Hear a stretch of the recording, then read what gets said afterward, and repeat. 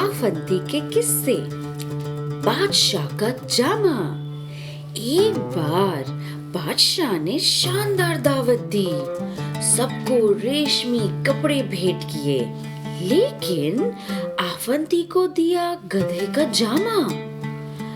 आफंती ने चुप कर शुक्रिया अदा किया और बोला, माननीय मेहमानों, बादशाह सलामत ने मुझे अपना खुद का जामा दिया है। एक टांग वाला कलहंस। एक दिन आफंती ने बादशाह को कलहंस भेंट दिया, लेकिन उसमें सिर्फ एक ही टांग थी। बादशाह ने पूछा, ये एक टांग वाला क्यों है? आफंती ने इशारा किया, जहां पना देखिए, सब कलहंस एक टांग पर खड़े हैं। जैसे ही पहरेदारों ने डंडा चलाया, कलहंस दो टांगों पर भागे। आफंती बोला, जहां पना, अगर आपके पीछे भी कोई डंडा लेकर दौड़े तो आपकी भी टांगे 2 से 4 बन जाएंगी। बादशाह की कीमत। एक बार बादशाह ने आफंती से पूछा, बताओ मेरी कीमत कितनी है? आफंती ने कहा, जहां पना, आपकी कीमत उतनी ही है जितना आपके कपड़े और गहनों का दाम। बादशाह का राशि चिन्ह। बादशाह ने आफंती से पूछा, मेरा राशि चिन्ह क्या तुम्हें पता है? बता सकते हो? आफंती ने कहा, जहां पना, जहां तक मुझे लगता है आपका राशि चिन्ह है शेर नहीं बल्कि गधा। दरबार में सन्नाटा छा गया, लेकिन आफंती ने मुस्कुराकर कहा, क्योंकि गधा ही तो है जो सबका बोझ उठाता है। आपके राज्य में जनता भी वही कर रही है। तो दोस्तों, ये थे आफंती के कुछ मजेदार किस्से, जहां उसने बादशाह को उसकी औकात और सच्चाई दिखाई थी। अगर आपको ये वीडियोस अच्छे लग रहे हैं, please like, share and subscribe. Thank you for watching. Afanti के किस्से। एक दिन किसी मंत्री ने बादशाह से आफंती की सिफारिश की।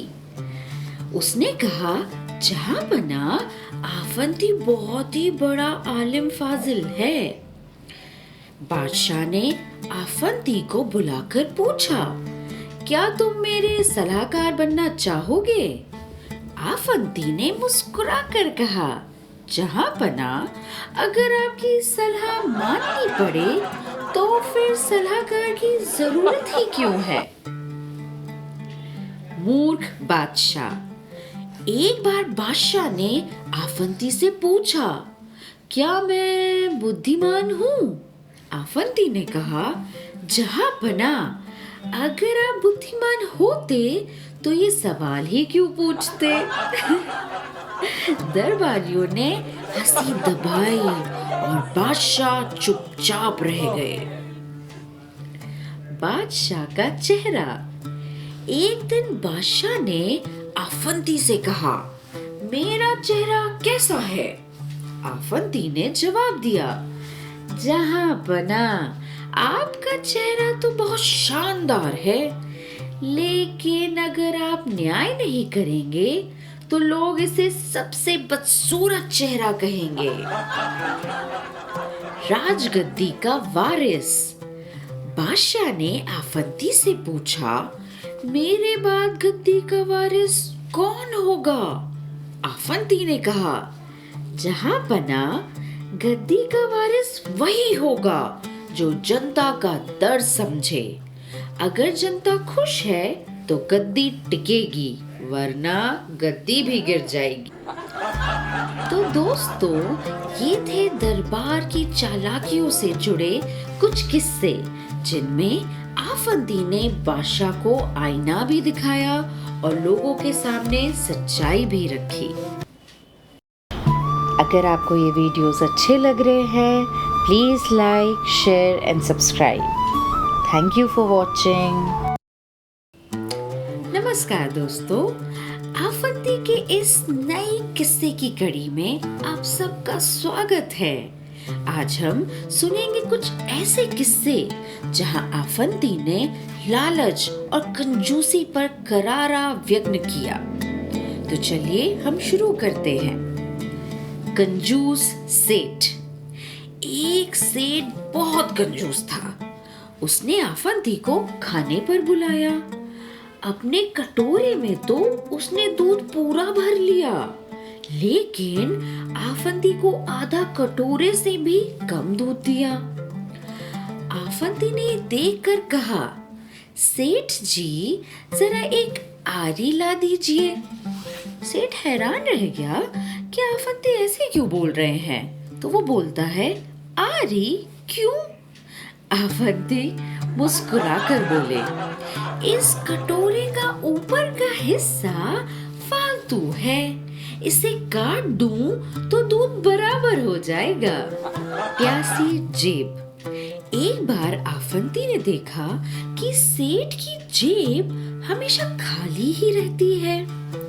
उसने कहा, सेठ जी, आपकी जेब तो प्यासे कुएं जैसी है, जितना भी डालो कभी भरती ही नहीं। पैसे कमाता। सेठ का बेटा मर गया, लेकिन सेठ रोने की बजाय अपने पैसों का मातम करने लगा।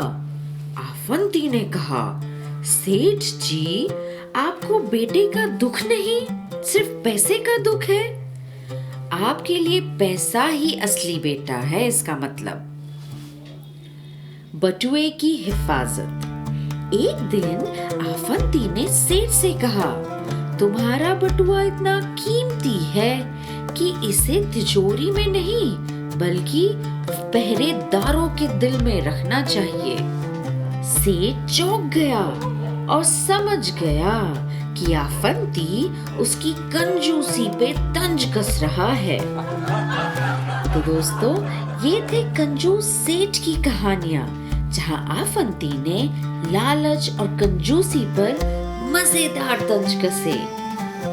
धन्यवाद। अगर आपको ये वीडियोस अच्छे लग रहे हैं, please like, share and subscribe. Thank you for watching.